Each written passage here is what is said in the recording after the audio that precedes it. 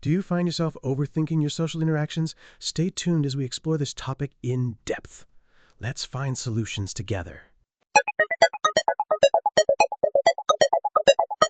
Welcome to Mind Minutes, your personal generative AI podcast. Today, we're diving into the very real and often very frustrating experience of overthinking. You know, that feeling of your brain being a hamster wheel of what-ifs and worst-case scenarios? Oh, I know it all too well. The article we're discussing starts with someone being told they think too much, which is never helpful, is it? Never. It's dismissive and often makes you feel worse. Kind of like the examples in this piece, worrying about a boss not liking your social media posts. It's so relatable. Totally. Then there's the planning a trip scenario where you're considering everyone's needs and getting labeled a control freak. Ouch. It's that constant awareness of social signals, isn't it? Like, did I say the wrong thing? Do they secretly hate me?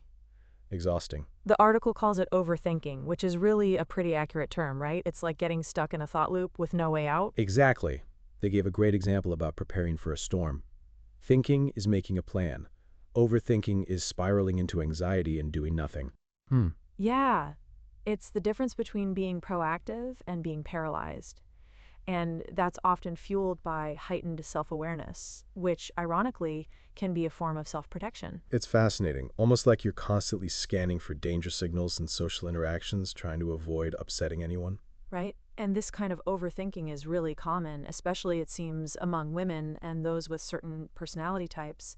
It can really take a toll on your mental well-being. Absolutely. The article lists some telltale signs of overthinking, anxiety, inability to relax, constant worrying. It can really mess with your sleep too. Oh, yeah, definitely. Because if you're lying in bed, rehashing every conversation and perceived slight, good luck getting any rest. And as if the internal turmoil wasn't enough, overthinking can damage your relationships. It can make you second guess everything you say and do, which isn't exactly conducive to good communication. It can make you come off as insecure or needy, which can be a real turnoff for other people, right? And it can even make them pull away. Which only fuels more overthinking. Ugh, it's a vicious cycle. The article makes a crucial point. Overthinking isn't about getting the right answer. It's a fear of vulnerability, of not having all the control. It's also about assuming things without confirming what really happened. Exactly. And that's where the article's advice comes in, taking action, talking to the person you have the issue with, instead of stewing in your thoughts, can bring you peace of mind. Like the story of the woman reconnecting with her friends. She was scared to reach out, but once she did, everything was fine. Or even better than before. It's a reminder that sometimes the best way to stop overthinking is to just stop. Focus on your actions, your feelings, not trying to control or interpret everyone else's. Which is easier said than done, but so important. This episode really resonated with me. What about you? Let us know in the comments what you think. Don't forget to like and subscribe to get new episodes every day. Definitely. And if you have any tips for managing overthinking, please share those too. We'd love to hear from you.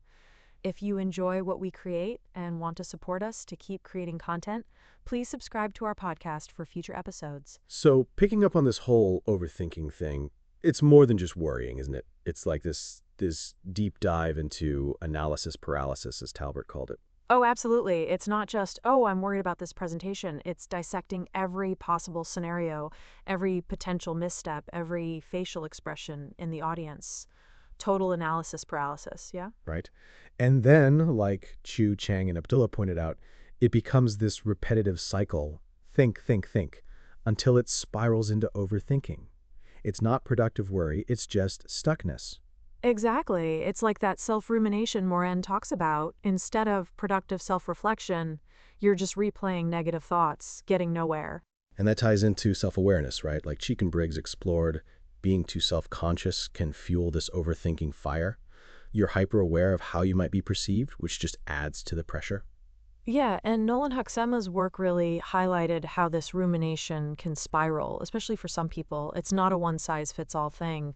Some personalities are just more prone to it. Definitely. It's like you're trapped in your own head, second-guessing everything. You know, it can even impact your sense of identity, how you see yourself in relation to others. It's almost like building a wall between yourself and genuine connection, isn't it? Because you're so busy analyzing and interpreting, you miss out on the actual interaction. Totally. And it's exhausting. Mentally, emotionally, it drains you. Do you ever just need a break from your own brain? Oh, all the time. If you're feeling this way too, hit that subscribe button because in our next episode, we're diving into practical strategies to break free from the overthinking trap. We're going to give you some actionable tools to quiet that inner critic and reclaim your mental space. So we were talking about that constant hamster wheel in your head, right? That overthinking trap. Well, it turns out there's some serious science behind it. Oh, yeah? Like what? Like, studies have shown how this rumination thing, just replaying negative thoughts over and over, is linked to some pretty heavy stuff, like depressive disorders. Makes sense. If you're constantly dwelling on the negative, it's bound to drag you down, right? Exactly. And not just depression, but also that mixed bag of anxiety and depression, you know? It's like a double whammy, as Nolan Hooksyama's research showed. Oh, interesting. So it's not just one or the other, it can be both? Yeah, exactly. That constant worry and rumination can really fuel those negative mood states, as Segerstrom and others found. It's a vicious cycle.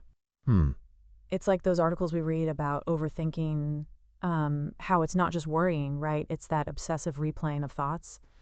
McLaughlin, Borkovac, and Sabrava also talked about the effects of all that worry and rumination, how it affects our thoughts and how we feel. It's like your brain gets stuck in a feedback loop. Think, think, think, worry, worry, worry. And it really messes with your emotions. If you are finding this helpful, why not give us a follow? We tackle these little mental hiccups daily and offer some strategies for managing overthinking. Absolutely. It's exhausting. And like Pillai and Drake pointed out, it can take a toll on everything, your mood, your ability to focus, your relationships, everything. Subscribe and leave us a comment if this resonates with you. And don't forget to check out the resources linked below. So we were talking about overthinking, right? This constant mental replay of everything. Well, this article dives into how it impacts sleep, specifically through rumination and worry. Oh, that makes sense. If you're lying there rehashing every conversation and potential slight, of course you're not going to sleep. Exactly. The research they cite here really connects those dots between repetitive negative thoughts, that rumination, and actual sleep disturbances. So it's not just that you're thinking a lot, it's the kind of thinking you're doing, right? That negative thought spiral? Yeah, exactly. And the worry piece is a big part of it too, that anticipatory anxiety. What if this happens? What if I mess up? It keeps your mind racing. Which, ironically, makes it harder to deal with whatever you're worried about the next day because you're sleep deprived. It's a vicious cycle. Totally. And they highlight how this isn't just about occasional stress, it's a pattern. Chronic rumination and worry lead to chronic sleep problems. It's that link between sleep and affect, right? How your emotional state impacts your sleep quality. If you are struggling with overthinking, hit subscribe button because in future episodes we'll explore effective techniques for managing overthinking. Stay tuned. Absolutely. They talk about how these negative thought patterns can disrupt your sleep architecture, even affecting things like REM sleep and deep sleep stages. Wow, so it's not just how much you sleep, but the quality of sleep that's affected? That's interesting. Yeah, it's pretty deep stuff. And this article references Crozier and Russell's work on self-consciousness too. You know, how that heightened awareness of how others perceive you can fuel overthinking and blushing. Oh, yeah? I can see how that ties in. If you're constantly worried about what others think, it's bound to keep you up at night. It's like that old saying, lose sleep over it. Totally. And the article talks about how this is all connected to interpersonal relationships as well.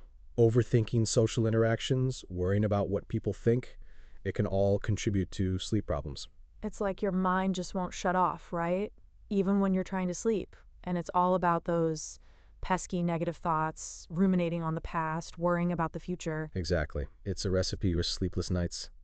If you find yourself stuck in this overthinking trap, leave a comment below. We'd love to hear your thoughts.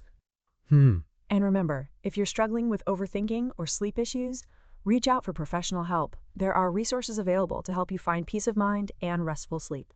Thanks for joining us on Mind Minutes, and we'll catch you in the next episode. Bye, everyone.